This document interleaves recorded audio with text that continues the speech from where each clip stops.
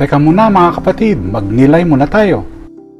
Sa Ebanghelyo ngayon, lumapit kay Jesus ang isang opisyal ng hari at nakiusap na pagalingin ang kanyang anak. Sinabi ni Jesus, hanggat hindi kayo nakakakita ng mga tanda at kababalaghan, hindi kayo maniniwala. Ngunit hindi siya sumuko at dahil sa kanyang pananampalataya, pinagaling ni Jesus ang kanyang anak. Hindi siya humingi ng agarang himala.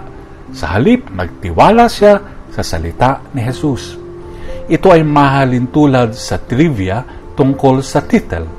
Ang maliit na tuldok sa ibabaw ng letrang I. Alam niyo ba yon? Title ang tawag dyan. Bagamat kawili-wili, hindi ito talaga mahalaga sa ating buhay, di ba? Marami tayong binibigyang pansin na maliliit at di mahalagang bagay, habang hindi natin napapansin ang mas mahalagang bagay.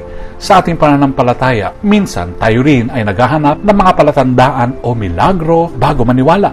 Hinahanap natin ang kamanghamanghang kilos ng Diyos, ngunit hindi natin nakikita ang kanyang presensya sa araw-araw. Minsan nagiging abala tayo sa maliliit na alituntunin o panlabas na ritual. Ngunit nakakalimutan natin ang tunay na diwa ng pananampalataya, ang pagtitiwala sa Diyos at ang tunay na pag-ibig sa kapwa.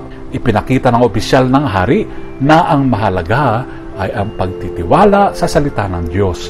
Sa halip na mag-focus sa maliliit na detalye o mga bagay na walang kabuluhan, ituon natin ang ating puso sa tunay na mahalaga, pananampalataya, pag-ibig at pagsunod sa Diyos. Tayo ba ay nakatuon sa tunay na mahalaga o abala tayo sa titles ng buhay? Hilingin natin ang grasya upang palalimin ang ating pananampalataya, hindi sa mga palatandaan kundi sa katiyakan ng pag-ibig at kapangyarihan ng Diyos.